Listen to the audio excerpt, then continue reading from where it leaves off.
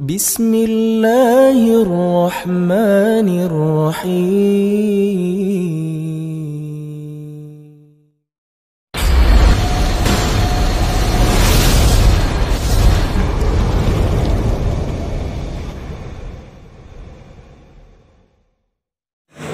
Dan diterjemahkan oleh Habib Hasan As-Segar.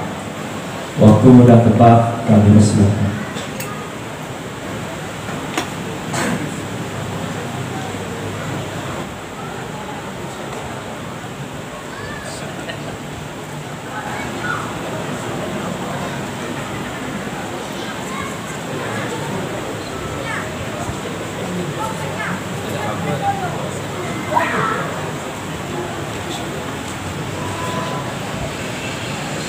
Bismillahirrahmanirrahim. Alhamdulillahi Rabbil Alamin. Sallallahu wa sallam wa baraka ala al-hadi al-amin al-mab'uth rahmatan lil alamin wa ala alihi wa sahbihi wa sallim ajma'in. Allahumma iftah bi khair wa anta khairul fatihin. اللهم افتح لنا بسيدنا محمد صلى الله عليه وسلم ما أغلق علينا. اللهم صل وسلم وبارك على سيدنا محمد الفاتح لما أغلق الخاتم لما سبق ناصر الحق بالحق والهادي إلى صراطك المستقيم حق قدرك ومقدارك العظيم. ثم أما بعد فإني أحييكم بتحية الإسلام. فتحية الإسلام السلام. فالسلام عليكم ورحمة الله تعالى وبركاته.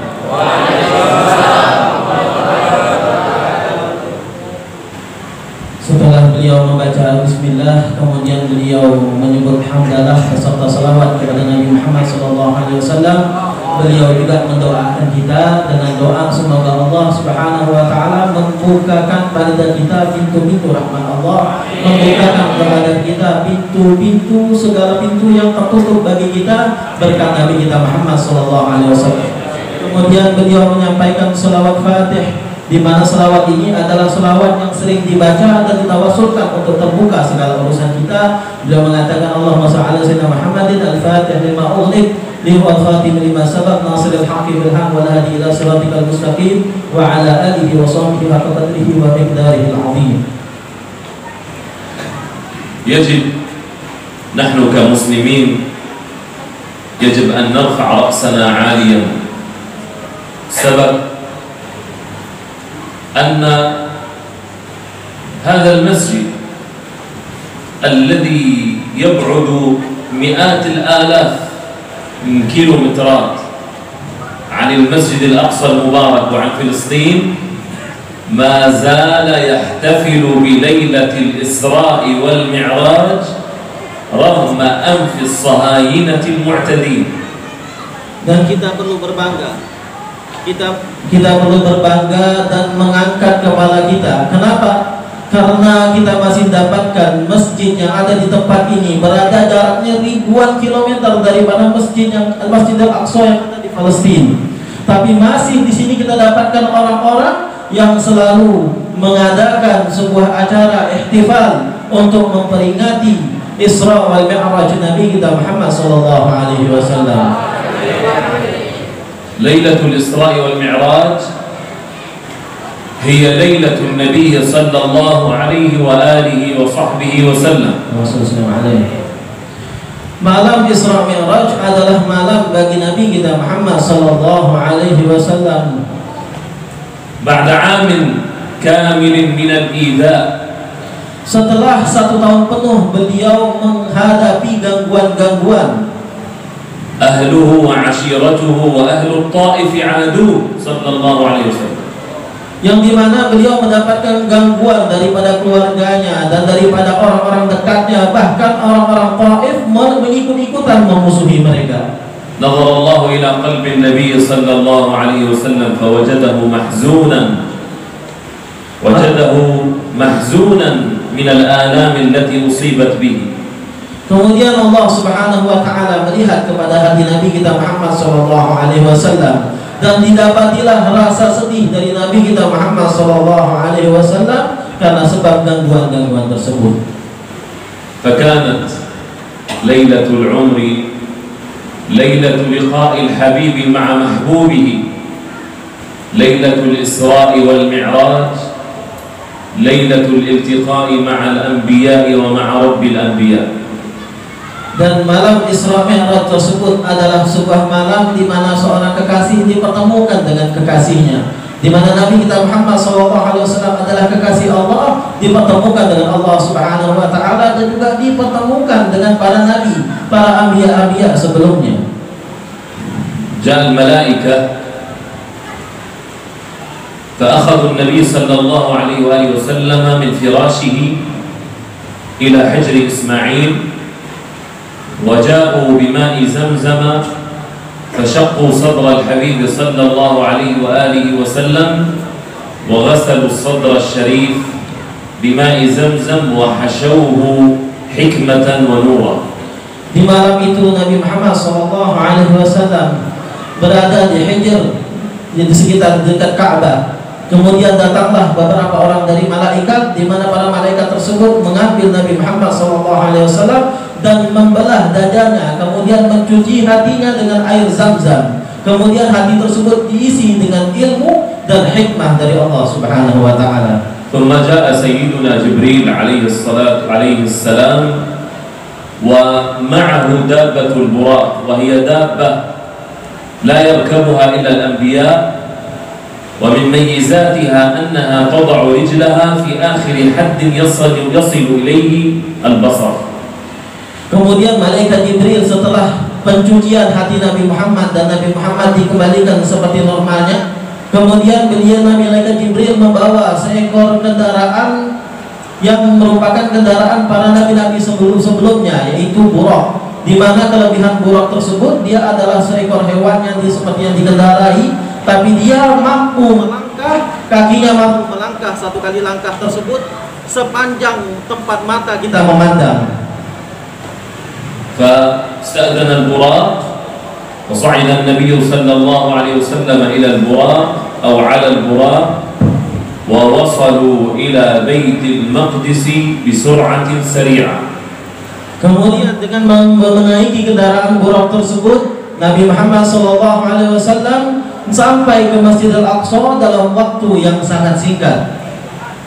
لا تسأل كيف، فالله تعالى قادر على كل شيء.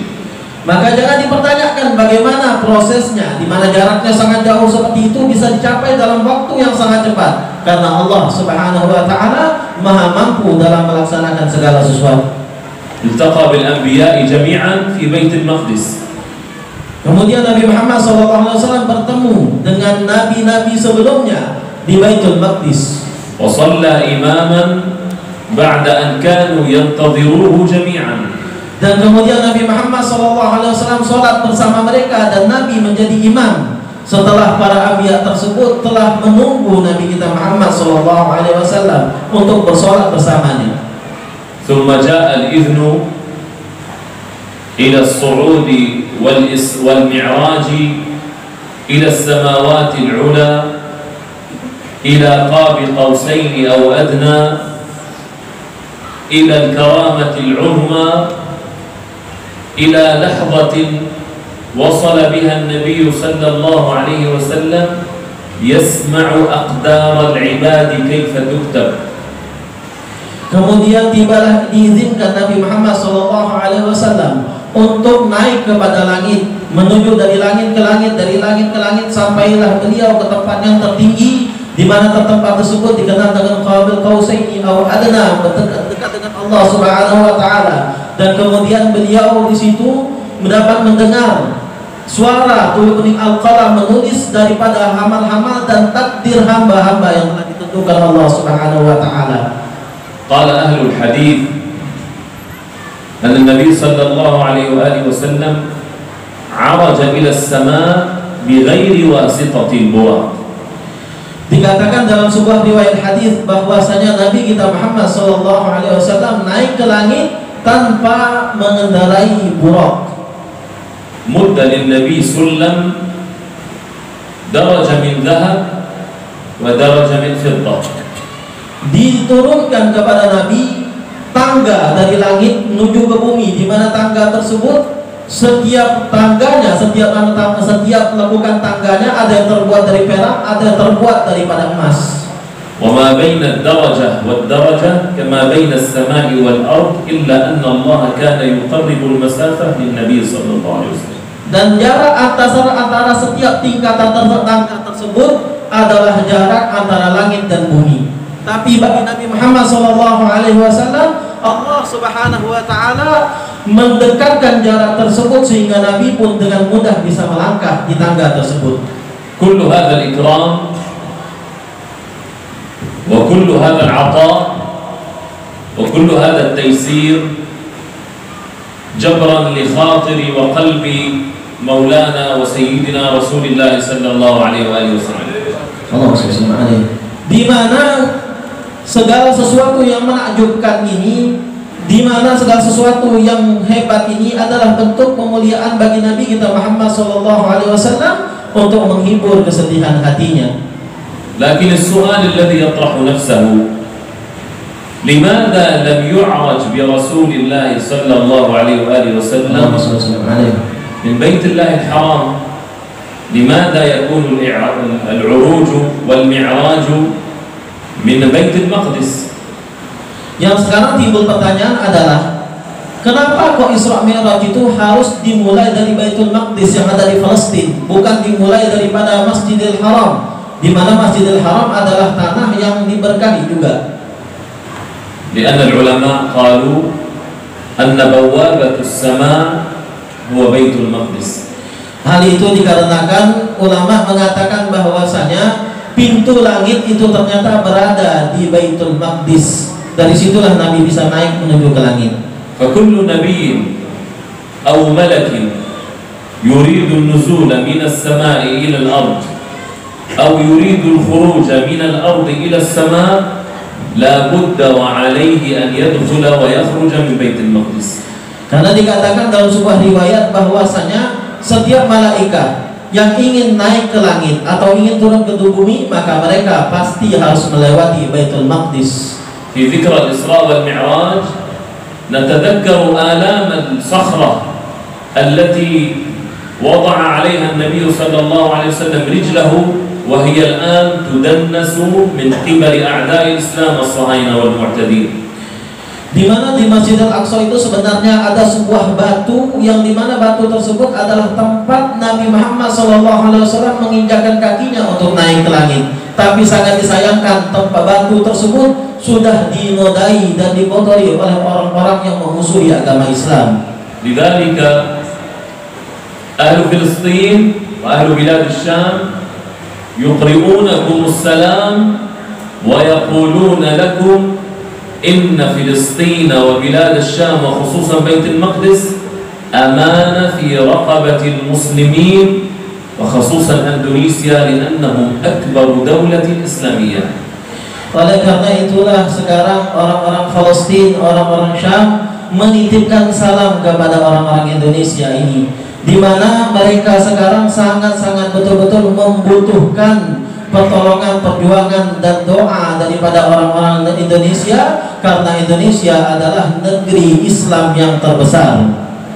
Nabi qala aktsar ahli an-nar min an-nisa. Nabi Muhammad SAW pernah bersabda, paling banyak penghuni neraka adalah dari kalangan wanita. Wal faqir yaqulu insyaallah qiyasan ala hadzal hadits aktsar ahli al-jannati min Indonesia insyaallah.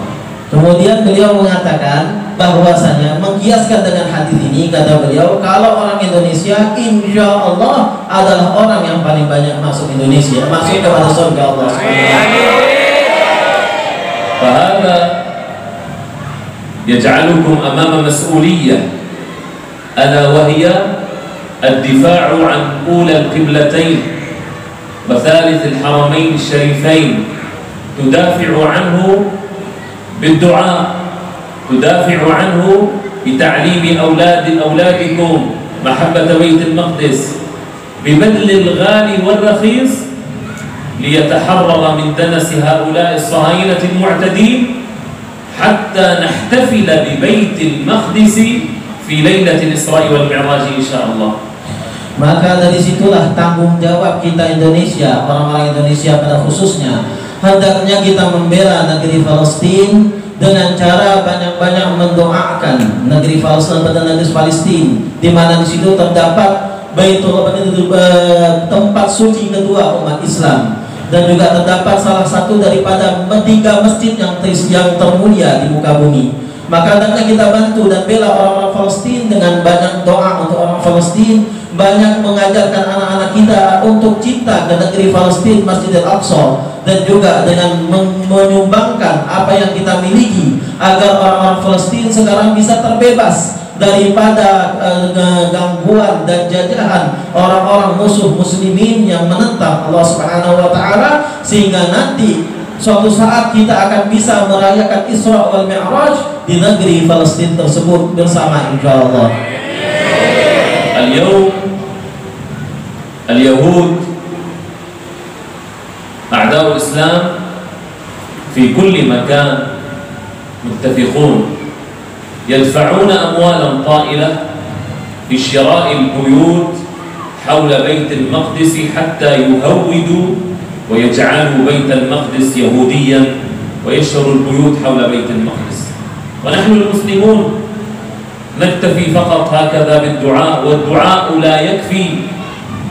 التعليم، الثقافة، بذل الغالي والرخيص للوقوف مع هذا الشعب المظلوم حتى يرجع إلينا عزنا، مثل ما قال العلماء. علماؤنا يقولون أن الأمة الإسلامية تكون عزيزة إذا كان معها 3 مساجد: مسجد الحرام، مسجد الأقصى، المسجد النبوي. فإذا كان هناك مسجد من المساجد مع غير المسلمين فالأمة مريضة. فإذا أردنا أن نتعافى من هذا المرض ونكون يد واحدة علينا أن نقف معا في تحرير بيت المقدس والوقوف مع هذا الشعب المظلوم. Beliau mengatakan bahwasanya sekarang orang-orang Yahudi lagi gencar-gencarnya mengumpulkan dana. Mereka menyediakan dana yang begitu besar untuk membeli rumah-rumah orang muslimin yang ada di sekitar Masjidil Aqsa. Maka kita umat-umat muslim tidak cukup membantu Masjidil Aqsa hanya dengan sekedar berdoa saja tanpa diiringi dengan adanya bantuan fisik. Maka seharusnya kita kalau ingin membantu Masjidil Aqsa, kita harus mengajarkan anak-anak kita tentang mahabbah Masjidil Aqsa, dan kita harus memberikan, mendermakan sebagian daripada harta kita untuk membebaskan saudara kita daripada tekanan dan jajahan orang-orang Yahudi yang ada di sekitar Masjidil Aqsa. Karena sesungguhnya umat muslim ini tidak akan jaya, tidak akan kuat kecuali 3 masjid tersebut benar-benar berada di bawah naungan orang muslimin, yaitu Masjidil Haram, kemudian Masjid Nabawi Madinah, kemudian Masjidil Aqsa. Dan selama hal tersebut belum berada di bawah kekuasaan umat muslimin, maka kita masih belum bisa mencapai kejayaan kita. Maka oleh karena itulah kita hendaknya berusaha sebisa mungkin untuk bisa membebaskan Masjidil Aqsa, sehingga kita bisa menjadi mulia dan menjadi orang-orang yang bersatu di bawah naungan Allah Subhanahu wa taala. كذلك إخوانكم في سوريا، سوريا جزء من بلاد الشام، البلاد المباركة. هم من 10 سنوات يعانون من هذه الحرب الظالمة التي نزلت عليهم، فأيضا يطلبون منكم الدعاء والدعم وتعليم أولادكم فضل بلاد الشام وبركة بلاد الشام ودعاء النبي لبلاد الشام صلى الله عليه وسلم. Dan juga beliau menyebutkan di antara negeri umat muslimin, negeri Syria juga sekarang mereka sedang dalam konflik dan tekanan daripada pemimpin-pemimpin mereka yang zalim, yang menentang syariat Allah Subhanahu wa taala. Maka dari situ hendaknya kita mendoakan negeri Syam, negeri Syria, dan juga mengajarkan anak-anak kita tentang pentingnya untuk mencintai negeri Syria dan doa Nabi Muhammad SAW untuk negeri Syria tersebut. Karena Nabi Muhammad SAW pernah mendoakan negeri Syria dengan keberkahan. Maka hendaknya kita pun mengajarkan kepada anak kita untuk cinta kepada negeri Syam, karena negeri Syam adalah tempat didoakan Nabi. Dan juga perlu kita untuk membantu orang Syria, memberikan sedikit dana semampu kita untuk mendanai mereka dan membuat mereka terbebas daripada kesulitan hidup yang mereka hadapi sekarang. Kullu wahidin fina sayaqif yawm al-qiyamah wa sayas'aluhu rabbuhu ماذا قدمت لبيت المقدس ماذا قدمت لأهلك وإخوانك في بلاد الشام. Setiap dari kita nanti hari akhir akan diminta pertanggungjawaban oleh Allah Subhanahu wa taala. Apa yang telah kita lakukan di dalam memperjuangkan Masjidil Aqsa? Apa yang kita telah perbuat untuk menolong saudara-saudara kita yang ada di Masjidil Aqsa, yang ada di Palestina dan negeri Islam lainnya. ومن إكرام الله لكم أنكم رغم أنكم بعيدون من حيث المكان عن بيت المقدس إلا أنكم مرتبطون بالقلب ولولا أن الله عز وجل ما أحبكم ما ربطكم في بيت المقدس. Dan di antara bentuk rahmat Allah kepada kita orang Indonesia, kita ini adalah orang yang tinggal jauh daripada Masjidil Aqsa, jauh dari Palestina. Tapi subhanallah, hati-hati kita semua cinta kepada Palestina, cinta kepada Masjidil Aqsa. Dan kalau seandainya Allah Subhanahu wa taala tidak menghendaki kebaikan pada kita, maka sungguh Allah tidak akan membuat hati kita senang dengan Masjidil Aqsa. Allahumma kama jama'tana fi hadzal masjidil mubarak. Ya Allah, sebagaimana Engkau mengumpulkan kami di masjid yang penuh berkah ini, ijma'na fil masjidil aqsa mubarak. Semoga Engkau mengumpulkan kami juga nanti di Masjidil Aqsa. Waj'alna mimman yuharriruna al-masjid al-aqsa mubarak. Dan kita mudah-mudahan dijadikan oleh Allah Subhanahu wa taala orang-orang yang memerdekakan Masjidil Aqsa yang diberkahi. Waj'alna mimman yudafi'una 'anil masjid al-aqsa mubarak. Dan semoga Allah menjadikan kita orang-orang yang membela Masjidil Aqsa yang diberkahi. Ashkurukum ala hadha al-ijtima' wal-ihtifal wal-ihtimam bihadhihi al-layla al-'azimah wa ashkuru al-qa'imin ala hadhihi al-muhadara jazila ash-shukri wal-imtinan wa as'alu Allah subhanahu wa ta'ala أن يجعل كل هذا في صحيفة أعمالكم آمين. Dan semoga Allah beliau mengatakan terima kasih banyak kepada para seluruh orang-orang yang terlibat di dalam pengadaan acara dan Isra Mi'raj ini. Semoga Allah Subhanahu wa taala menjadikan segala yang kita perbuat dalam terlaksananya acara ini adalah sebuah catatan amal baik kita yang akan menyelamatkan kita di akhirat kelak. Amin. Jazakumullahu khairan ala husni al-istima' wa ala karam al-dhiyafa wa barakallahu bi auladikum amin wa amwalikum wa arzaqikum amin wa jama'ana Allah wa iyyakum insyaallah qariban fi bilad asy-Syam, jama'ana Allah wa iyyakum qariban fi Baitul Maqdis. Semoga Allah Subhanahu wa taala membalas segala kebaikan kalian dan membalas bentuk pemuliaan kalian terhadap tamu, dan semoga Allah Subhanahu wa taala bisa mengumpulkan kita dan keluarga kita di masjid di Baitul Maqdis. Barakallahu bikum. Ahsanallahu ilaikum. Assalamualaikum warahmatullahi taala wabarakatuh. Waalaikumsalam warahmatullahi wabarakatuh. Semoga Allah memberkati kalian dan Allah memberikan segala kebaikan kepada kalian.